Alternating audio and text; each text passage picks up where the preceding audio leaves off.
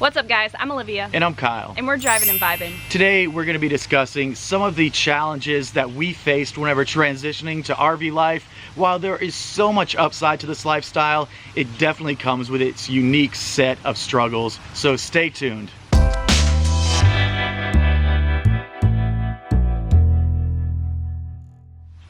Welcome back to our channel, everyone. Thank you guys so much for joining us today. And today we just wanted to get really real with you and talk about some of the struggles that many people face in their first few months on the road. Whether you're planning to hit the road or you just did, we wanted to let you know that we've all been there and there's a community out here willing to support you and help you find your way. We've addressed this transition to RV life in the past, and we've done it with expectations versus reality videos and some of the stuff we brought or some of the stuff we forgot. But today it's more about that emotional and mental challenge that it takes whenever transitioning from sticks and bricks life to life on the road.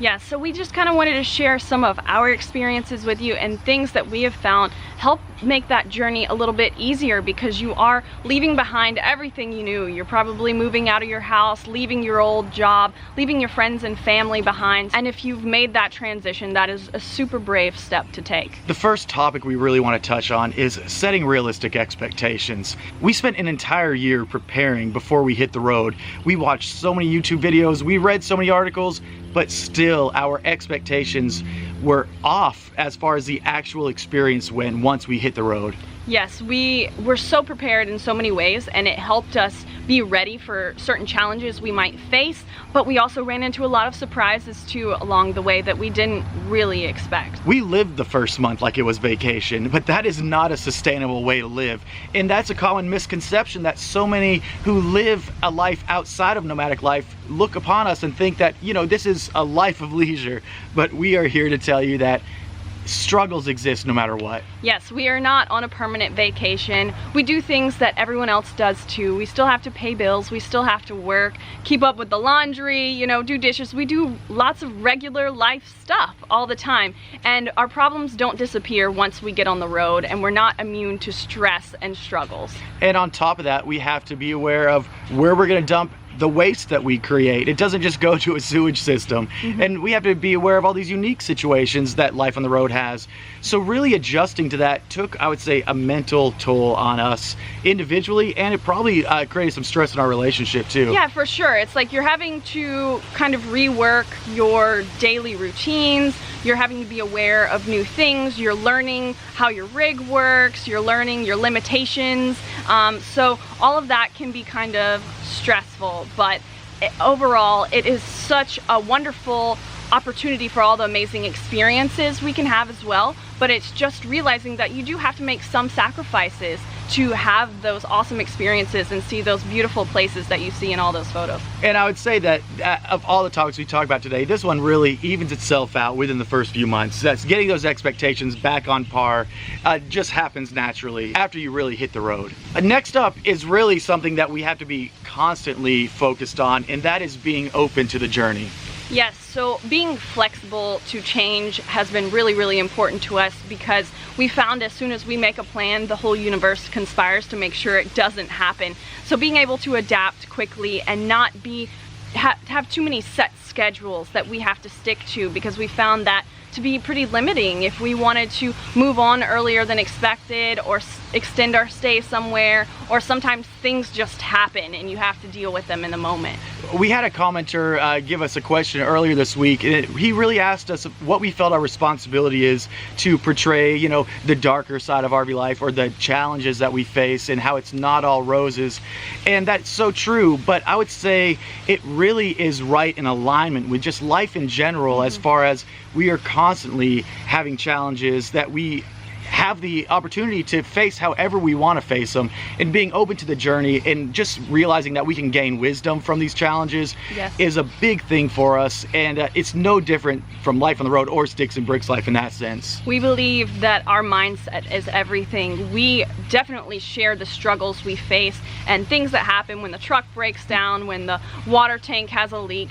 but we try not to become victims of those situations, but look at it as an opportunity to learn and grow. And by the end of the day, we might have a new skill set that we learned, or we might have made a great friend in the process, or discovered like a cool new camping spot. So sometimes these things that seem like bad things in the moment can turn into good experiences if you let them. So I think just trying to stay away from that mindset of being in resistance to everything that happens, and just kind of being open to taking it as it comes, and knowing that you are capable and you can figure it out, and hopefully from your research you will have all the resources you need to figure it out. The next topic that really was important to us to having a successful emotional transition into this RV life is finding our tribe. And it took us at least 4 to 5 months to even dive into this experience.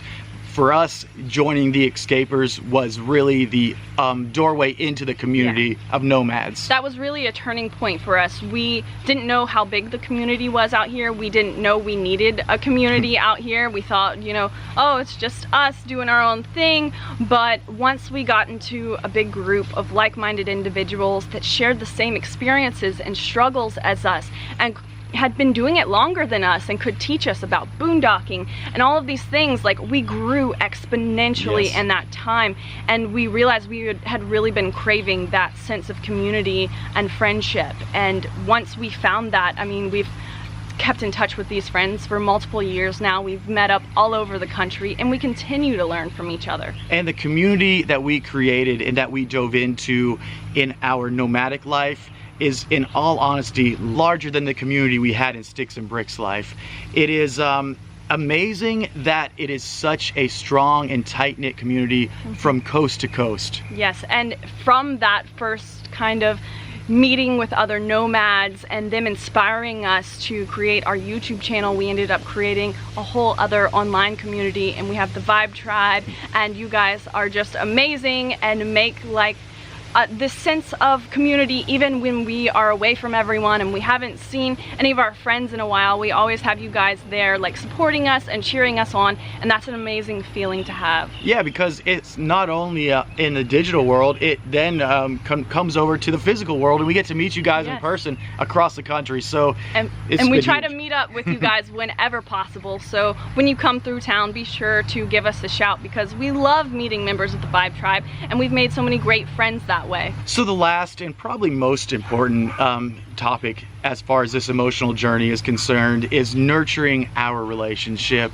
because whenever we are out there on the road, there are many times we are doing this and we are our only support system. If we're out in the middle of a highway and the truck breaks down, the only thing we have is each other in that moment.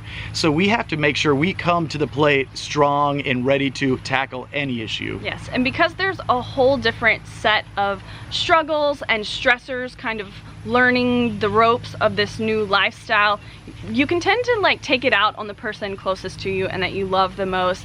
And it's just important to remember that they are not like working against you. They are not your enemy. It may feel like it when you're trying to back the trailer up and you're not vibing and you're not communicating well with each other, but taking that time and giving yourself that space to like center again and then communicate your feelings and just be open, because if you hold on to that and you don't deal with it, then it can feel really heavy, and in a small space that tension just grows and grows and grows. So us learning how to better effectively communicate with one another, knowing our needs, you know, when it's time for some downtime, if we're feeling stressed and we know that we're on edge, like, and we know we can get to that place where we might be taking it out on one another, then it's time to go exercise or do something or get out and explore, something to help find an outlet for that energy. Yeah, and to that point, it is all about nurturing our relationship, but it is also about nurturing our own relationship with ourselves, and doing those things that give us that space, give us that time alone, so we can recharge and so we can come together at the best possible place. Yes, and as time goes on, you will find your rhythm, you will find your groove. You'll both have your individual jobs and roles that you play, like when you're breaking down or setting up camp, and then it'll just be like a well-oiled machine. You won't have to talk to each other. You just both do your things and it all like works together effortlessly. It just takes time to kind of figure that out. And the most important thing of all is to enjoy the ride, because that is why we are all out here. We are here to experience life, we're here to experience people, and we're here to grow as individuals and couples. This lifestyle offers so many amazing opportunities to connect with communities, to connect with nature, to connect with one another, and it is as amazing as those photos you see, but that doesn't mean there isn't some struggle sometime, and it isn't hard sometime, but it's just being prepared for those things and approaching it with an open mind.